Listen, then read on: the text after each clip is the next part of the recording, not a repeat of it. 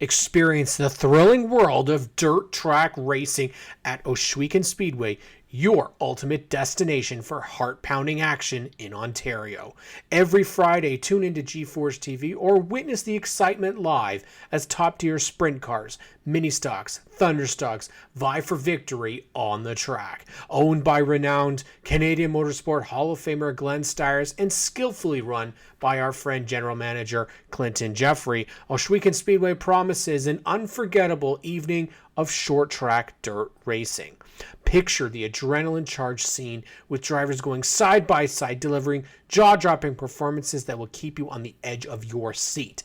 Don't miss out on the Friday night excitement and mark your calendars for the upcoming Sprint Car Nationals with a whopping $20,000 prize on September 14th. The lineup doesn't stop there. From the NASCAR Canada Series on dirt in July to the UMP Modifieds, 360 sprint cars, crates, mini stocks, thunder stocks, vintage modifieds, flat track motorcycles, and a myriad of other thrilling races, Ohsweken Speedway has something for every racing enthusiast. Visit ohswekenspeedway.ca now and gear up for an adrenaline-filled experience like no other.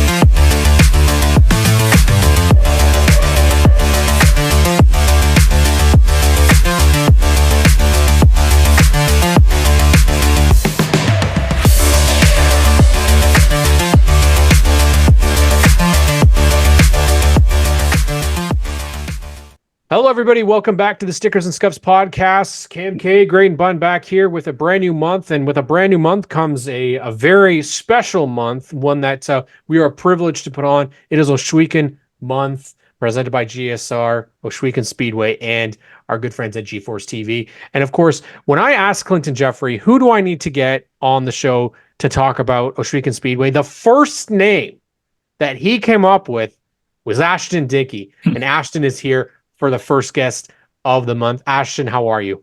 Fantastic. Thanks for having me, guys. How are you guys? Awesome, we're excited, man. Time to learn some dirt racing. On our show, we don't cover dirt racing, and it is still something that I think we're both getting used to. Thanks to GForceTV, thanks to names like yourself who are out there and racing on a weekly basis. You gave me some really good finishes last year, made things really fun, and of course, I say it on the asphalt side, mini stocks are my favorite. They're still my favorite on the dirt. You guys put on one heck of a show, and you guys are showing up there with a huge count of cars, and the talent level is absolutely insane. How was last year for you? I want to know, are you okay with how you finished in points? It was up there. It wasn't what you were going to get, but yeah. And are you okay with it? Has it settled down a little bit, or is it still sting a little? Yeah, we're deep enough in the off season right now that it kind of all the disappointment right at the end of the season's kind of subsided, and we're kind of looking back on all the accomplishments we had, going to the banquet and winning some awards, and kind of looking back on everything we did. It was a pretty big breakout year. 2022 was a rough one for us. It was kind of my first full season into mini stock dirt racing, and it was rough. We finished out the year with a blown motor and ended up riding in that 46 Thorn Racing ride for the last couple nights of the year, and that kind of got the ball rolling on a new ride for 23 with Thorn Racing, and that's where everything went from there. I mean, right from a feature win 2 nights into the year to 8 top threes throughout the season, pretty much a car without a single scratch on it by season's end. It was a fantastic year. We did some traveling, but like the championship fight with Ryan all through the year was a blast. The group of guys we had going to the track last year were all hands on deck, and it was a fun one, right? I mean, I haven't personally watched the footage back since that championship night, but I wouldn't. I think we're four laps to go, and we would have had it, but it's racing, stuff like that happens. Unfortunately, it wasn't something we could have checked. our maintenance program throughout the year. We've got a great crew that they're on the ball with everything. I mean, well, most of our success was from that maintenance program we have, and so.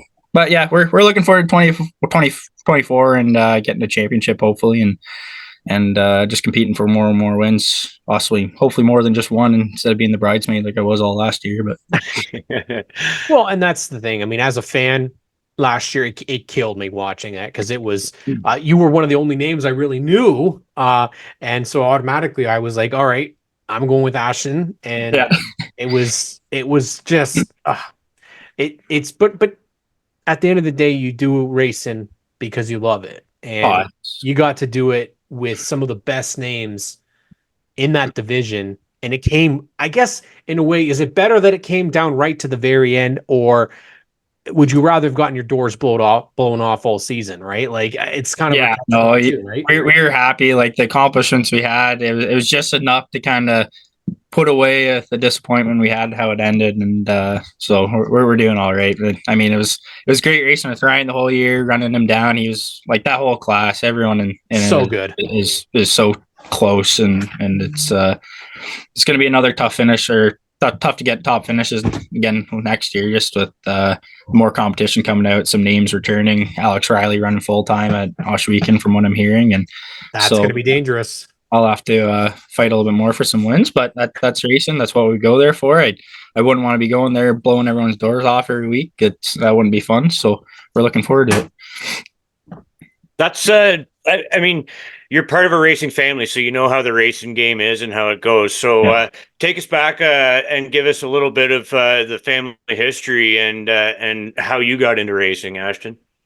I mean, kind of, it's a pretty normal answer, like most guys and gals in racing. Like their parents raced. You're around track since you're a wee guy, and you start off by, I don't know, just cleaning the car, torquing tires, all that small stuff, and then you kind of get some more responsibility and start gaining a lot more responsibility through the years. And then once my dad stepped out of it, we went part-time racing in 2019, 2020.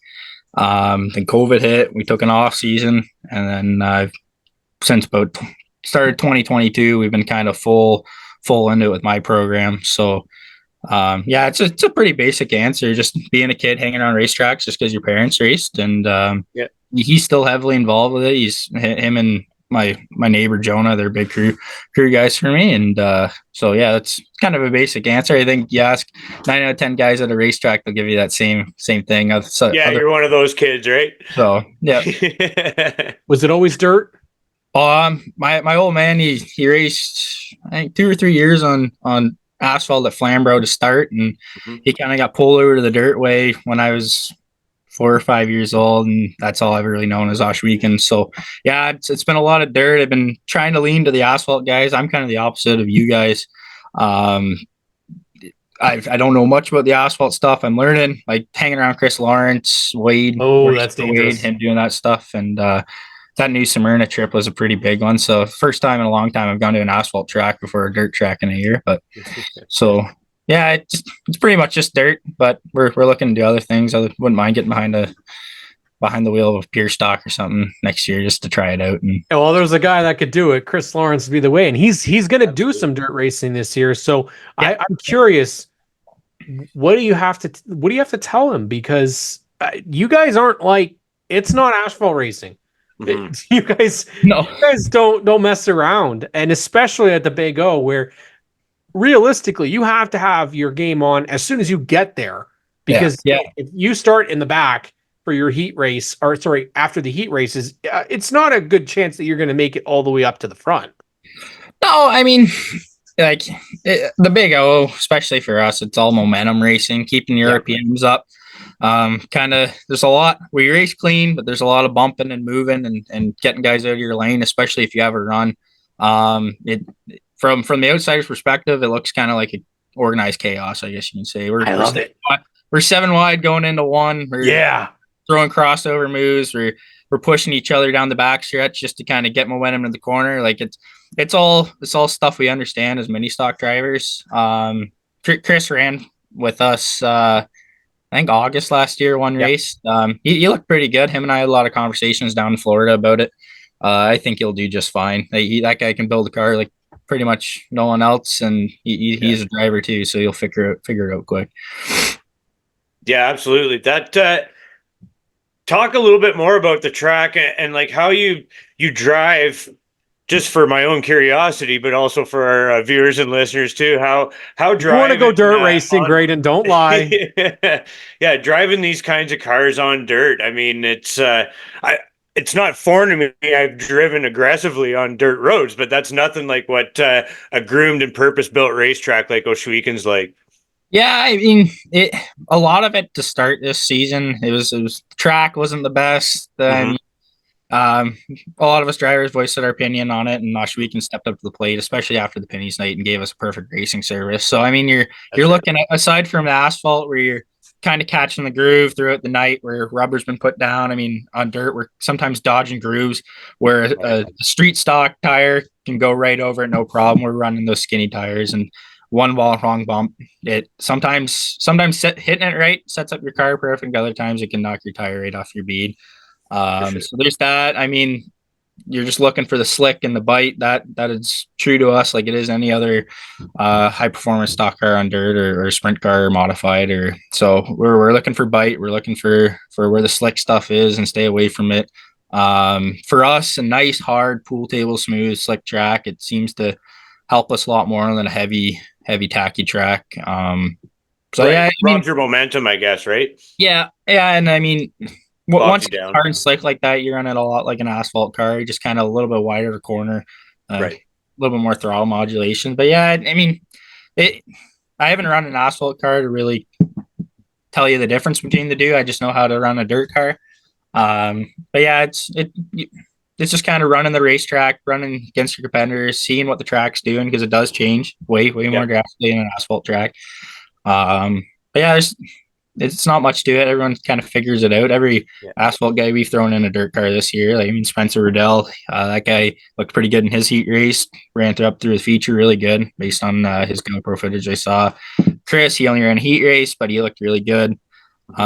Nick Clark, he was in a car at night too. He looked good. Jillian's always fantastic when she's in a dirt car. So all these guys that, I mean, Wade too, like all these guys that run asphalt and dirt, the skills translate. They're all fantastic. So yeah, it's not a big difference. But you talked about the track not being ready, and I'm curious a little bit more about what that means, because we've heard that a couple of times. I hear it in dirt racing, where they say it's not an ideal racing surface, and that you said that they responded quite well to it. So what does that mean in terms of the track surface not being good to run on? And I'm curious about the seasons too. Do you find throughout the racing season that the track is typically better? It's more racy at the start of the season, at the end, or in the middle? Because I'm curious, because obviously it gets really, really hot throughout the summertime, starts to cool off towards September. So what is it like on the track in that sense? Well, I mean, kind of what I talked about, not ready, is, I mean, like any other thing, we're coming to the racetrack. We're sometimes we got to shake the rust off. Same with the track prep crew. Certain things they get wrong, certain things they get right. It's all about timing. That Ohsweken track crew, I think started the green flag next year. They're gonna have a perfect racetrack for us. They were fighting some things from previous years, and they finally fixed it. I don't know what they did, aside from what I saw on Glenn's TikTok about digging deep down in turn one to remove a lot of that moisture that was causing that big rut. Once they removed all that moisture out and packed it back in, I mean, all around that racetrack's awesome. But I heard Westbrook talk about it on the Southern Ontario Dirt podcast last week. Like, so us drivers Ohsweken, we're so spoiled. Like, we'll go out there, we'll have a bump in one, we'll come off the track all pissed off and annoyed. But in reality, out of every other track that, well, Dylan was talking about down the States, Ohsweken's pool table smooth, even on their worst nights. Like, it's a great facility. But going back to what you said about seasons, I don't know. I mean, in previous years, I found at the start of the year the track's rougher, but that could just be a track prep thing. But by the end of the year, those guys are so routine. The track's perfect all through the night. Just kind of basing off what the weather's doing. Yeah, I'm not a track prep guy, so I couldn't tell you much more into it. But throughout the season, I always find it gets better. You kind of touched on. Sorry. Yeah, no, go ahead. You kind of touched on it there, like with the personnel at the track, and just the track has a pretty renowned reputation, not just Canada wide, but North America and probably beyond that. I would say of being that world class facility. Just being able to race there is just that's got to be pretty cool to race at what's become a truly a destination track. Yeah, I mean, being a weekly guy there, we're so spoiled. Like I said, I mean, we pull into that pit and we feel like a bunch of NASCAR guys running around those four cylinders. You pull it on the track, big lights, always a packed house, televised. Yeah. We're just we're so spoiled. Clinton runs a pretty awesome show there, and yeah, I'm forever grateful to be running that close and live that close to that track to run it every week. It's, and as you said, like the crowd, like that place always like has a solid crowd there watching you guys, and really dedicated fan base for sure. Yeah, they're great. I mean, like all over you see Ohsweken sweaters, and just it's an awesome local track, but also a North America wide kind of famous place as well. Well, when you first got into this, you haven't been doing it that long, and that's the funny thing is that you've kind of found your way up to the front of the field quite quickly. But is it not true though that like, literally any week you could find yourself running in the back? It isn't a week to week. Like it is a very difficult thing to stay up front week in and week out. And guys like Dave Bailey make it look so easy, but it's just not the reality. Am I right on that? That it is that field is quite stacked. Yeah, I mean, if you talked to me at the start of last season, after my 2022 struggles, I 100% agree. It is so hard to make it through that field. When you get a season where you're feeling it and you're digging, it's pretty amazing how quick you can make it to that front. Like that night I won back in May, we had a drive shaft let go in the heat race. It put us back starting 28th in the feature. By lap 6 or 7, we're up into the top 3. So it is amazing how quick you can make it to the field of that track, just because of how wide it is and how many lanes and grooves. And if you've got momentum and you're going, it's pretty quick. Like Bailey, way back in the days, you always see him way on the high side, getting around guys. Nowadays, it's down the bottom, hustling underneath guys. Same with Beagle. Those guys make it look easy. But yeah, just finding the right groove and getting through that track. I mean, it's so wide, especially for our small cars to go through. I mean, Dale Calnan's got plenty of photos on his Facebook of 7-8 wide stock cars across that track. So yeah, it's pretty cool, and it's fun to be a part of. Keeps the play-by-play boys on their toes too. Yeah, I can imagine timing that place before live timing. Oh my God, scoring would have been just nuts, eh? Yeah, you guys have had some, and you guys continuously have, like you had photo finish last year, and it's just it always puts on the good shows, and that's one of the things that's kind of opened our eyes. And is GForce really has done an amazing job showcasing dirt racing. But for yourself, obviously you talked about racing at the Big O. Have you had the opportunity to race at the other dirt tracks in Ontario? And if not, where's the next road trip that you're going on? So we didn't get to Merrittville last year. We will this year. We're planning on running the full duel on the dirt schedule. Nice. So that consists of Ohsweken, Merrittville, Humberstone, and Brighton Speedway, way up north there. But yeah, it's a hike. Yeah, we did that Applefest weekend. I love that track. We had some success there. But yeah, we did Humber and we did Brighton last year. We did Humber twice. We went there for their opener, and then we went there for their final race. We led, I think, 18 of the 20 laps there, and got into a tussle in the last couple laps that put us out of the race. It was a bit unfortunate. Brighton, we were fighting an ignition problem from the last night of Ohsweken that we thought we repaired, but luckily we had a second night that we fixed it, found it out, and had a pretty good race there. I think I ran like 25th up to 6th or something against the Comp 4s.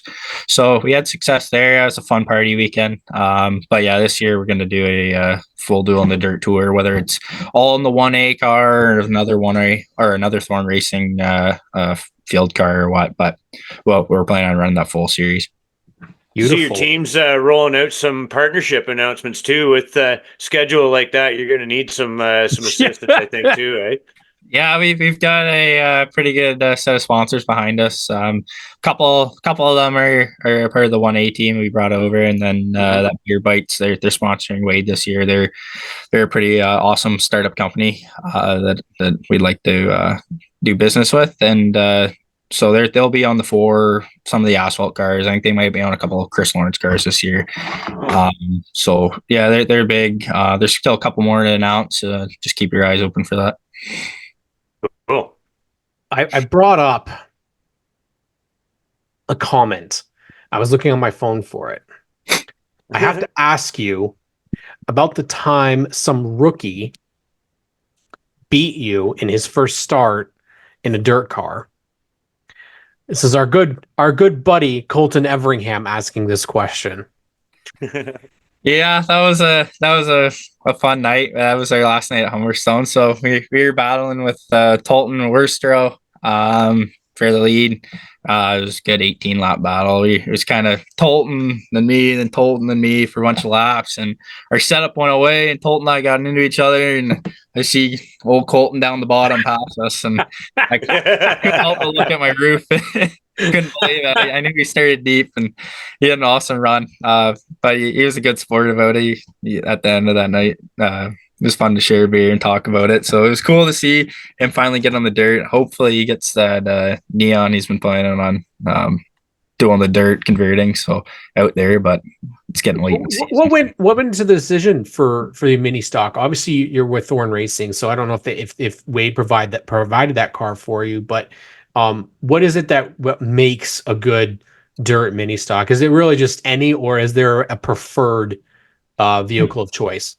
I'm pretty biased to say the J body Cavalier Sunfire platform with a 2.2 Ecotech is pretty unstoppable at the moment. The Cobalts with certain transmission packages are pretty good, but I mean, like any given night, if you watch the GeForce live stream of their mini stocks, you see 6, 7 or 8 of those J body cars within the top 15.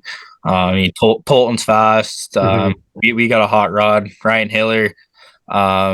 Wade, obviously, when he gets up to the front. There's a few other guys. I mean, the Boar, before he had his accident, pretty quick last year. A couple early wins.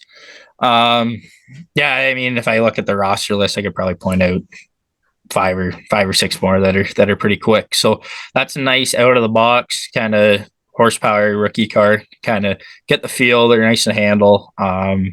Obviously, lots of parts, easy to maintain. Yeah.